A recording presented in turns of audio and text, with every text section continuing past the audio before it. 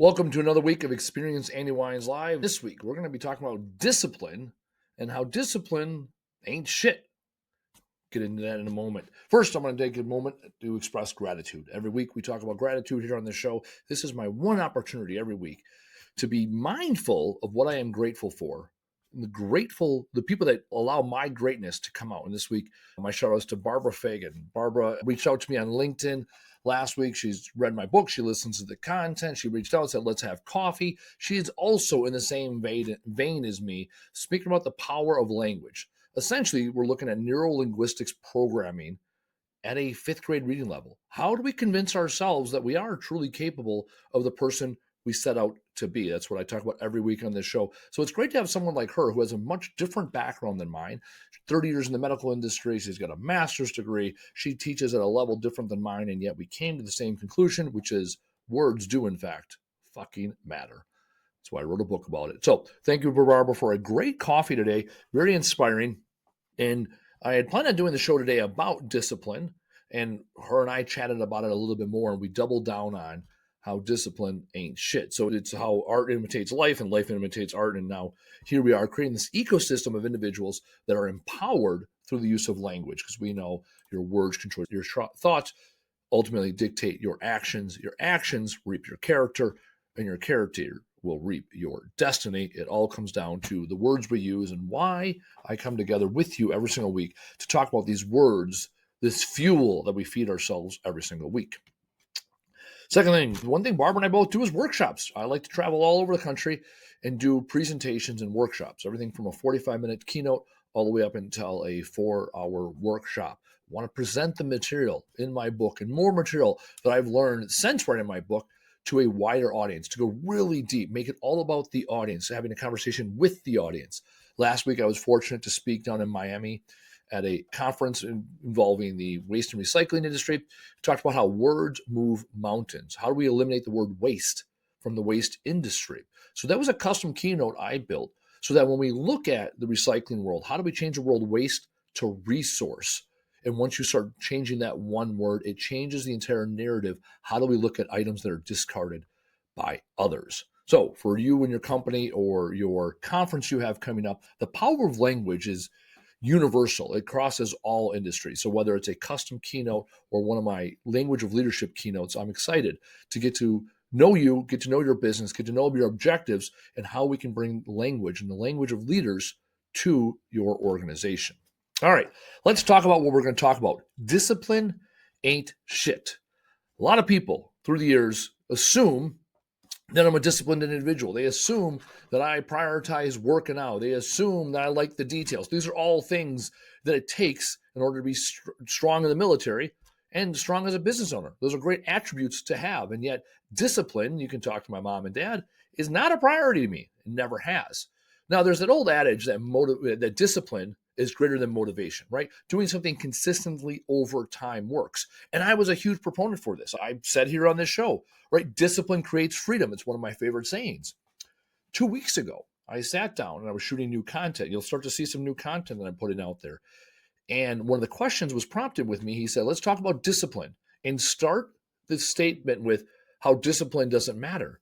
And I was like, well, discipline does matter. He's like, why? And then I sat there and I went, hold on. Does discipline matter? And we had a philosophical conversation about discipline. And I realized I really don't value discipline. Discipline is not a better sentence instead of saying I don't. Discipline is not a priority. I'll make it all about that word. Discipline is not a priority to me. Structure is. That's the key component. Discipline involves the human element, and humans are full of failure. That's what we are. We're fallible humans, right? Fallible creatures. Now, structure, process, never lies. Structure goes back to the SMART goals. It's clear and concise. It's singular, measurable, obtainable, relevant, time-bound. You have the structure, and you can say yes or no versus saying good or bad versus having this human element to say, am I disciplined? Did I do the things I set out to do? So I think about it in my relationships with people here at the business, right? We have structure throughout the day. We call it keep the cadence as one of our fundamentals in our business. These are the things we do every day.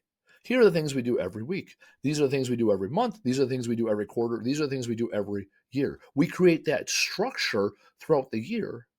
And then even the meetings, we have an agenda. We stick to the structure. And now when we stick to the structure, we're no longer holding each other accountable. We're not holding ourselves accountable to what we sought out to do. We hold ourselves accountable to the structure that we've now created. As I was sitting there with Barb today, she had right on her phone, the discipline is greater than motivation, right? And there's true, because motivation peaks and valleys. The thing is, same with discipline. Discipline goes up and down depending on how you wake up that day, versus structure keeps going as time marches. It reminds me of a story of the first people to make it to the South Pole. There was two teams that set out. The two teams, one team had this idea that when the weather was right, they were going to go as hard as they could, get as many miles as they could. And then when the weather was bad, they hunkered down. That was their structure. And they went by the way of the weather. So they started off much faster than the other team. The other team said, we're going to do the same exact distance every single day. They had whatever it was, 40 days to cover, let's call it 40 miles or 400 miles, right? So they do 10 miles a day. I think it was 20 miles, whatever it was. Either way, they said they're going to cover the exact same amount of distance every single day, regardless of the weather, regardless of how people are feeling. They're going to come down to and do the exact same set of miles every single day. They made it to the South Pole and they made it back. And on their way back, they found the other team that never made it. They froze to death. Because when they had the discipline on the good days, they set out and did 15, 17, 20 miles, whatever it was. And on the bad days, they had the discipline to stay hunkered down, and it ultimately killed them. Versus having the structure to say, this is exactly what we're going to do every single day, regardless of all these other factors. When you start living your life like that, you'll realize what you have control over and what you no longer have control over. Often here in the business, I talk about it. I talk about how we control the situation doesn't control us. And that's very, how do I say? I was about to say closed-minded or narrow-minded. It's certainly limiting, right? Thinking I can control the situation, as I say this out loud now, right? A lack of stoicism, if you will, a lack of acceptance that the world is going to punch you back, right?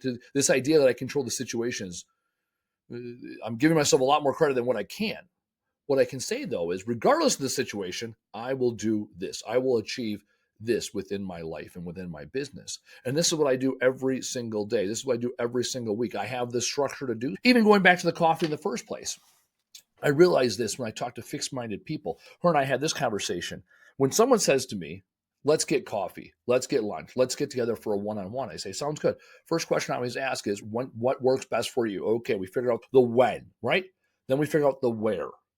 Then I always ask for an email address. And people are like, here's my email address.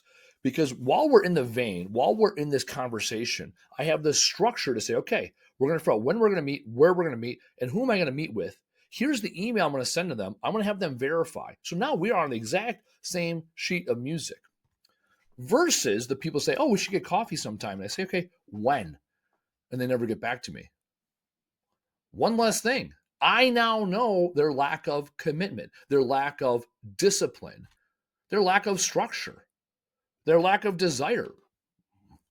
It's insignificant why we're not moving along. I know that they lack the structure to make sure that their goals, dreams, objectives actually happen in real time. How you do the simple things is how you do everything. When you have structure in the things like getting a cup of coffee, it shows that you are able to create a process for yourself that works for you. I know some people write everything down. My girlfriend, Jenna, she has pages and pages of notes. Me, I barely write anything down. That's her structure. That's what works for her. She puts things on her whiteboard. She erases them every month. I put notes in my phone. That's what works for me. When I want to come back to something, I go back to my notes I have in my phone at all time. That's my structure. And I know when I choose not to do that, I end up failing. I end up failing myself. I end up not following through on the things that I know are best for me. One of the things that her and I have done recently, talking about structure, is going for walks. We know it's best for our digestive health, our mental health, everything else to go for a walk every day. And going right after you eat for digestive health, right? It stimulates your body, allows you to process your food sooner so that when you go to bed, you've already processed your food, so your body goes better at rest. Sounds good, right? So the structure is simple. After we eat, have that hour of time set aside to go for a walk, go for a hike. And then we can look back and say, okay, how often did we meet those expectations versus having the discipline to say, oh, we'll do it when it's convenient. Oh, we'll do it when it's not raining. We'll do it when we have nothing else pressing. No, the structure is we eat, then we walk. We eat, then we walk. And we also fail along the way. Last night, we did not go for a walk. Earlier today, she texted me, let's go for a hike tonight. Absolutely. Let's build that structure in. No different than putting your pants on before you put on your shoes. Develop that structure in your day so that you achieve the things that you want. There's so many people in this world that say they want these things, and yet they're not willing to put the work in. And the reason they're not willing to put the work in is because they don't have the discipline. Fine, get rid of the discipline. What structure will you put in?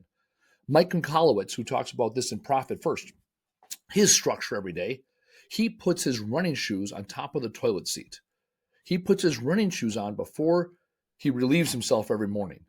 He's got his running shoes on. What do you do with running shoes on? You go for a run. That's the structure he builds. He puts the shoes on the toilet seat the night before because he always does it the night before. That way, the next morning, regardless of how he's feeling, he's got to put his shoe. He gets to put his shoes on before he pees, and then he's ready to run. He's ready to work out because he put the structure in place.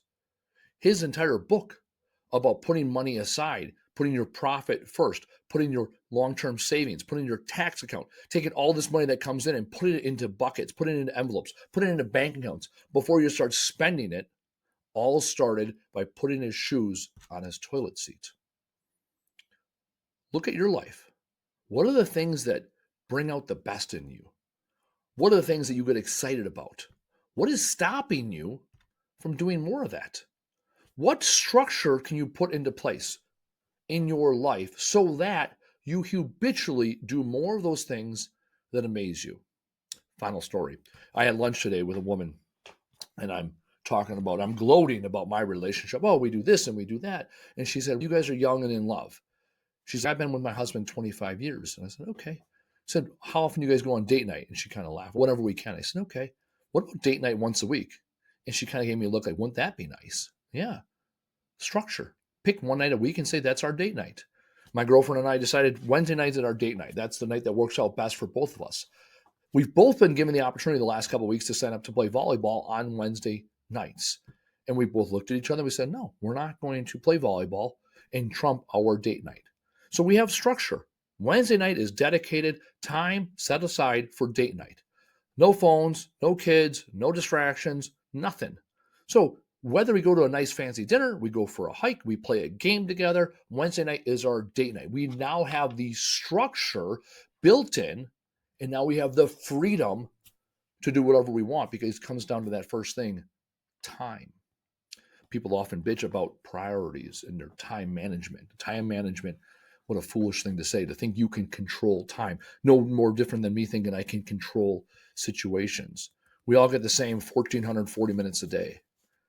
What are your priorities? What structure can you put in place so you prioritize the things that are priorities? Prioritize your time doing what you do best, what serves your long-term purpose. Comes down to structure. Where do you dedicate your time and energy throughout the day? Take the time this week. Do the fucking thing. Take the time to look at your week. Do a 2-week time study. Sit back and look at the moments that make you happiest. How do you get more of that? Tell the fucking world. Tell the people, your significant other, your business partner, your kids, what else you want in this world. And then finally, show the fuck up. Show up for yourself. Build in the structure because that structure will create the freedom that we all desire. We'll see you next week.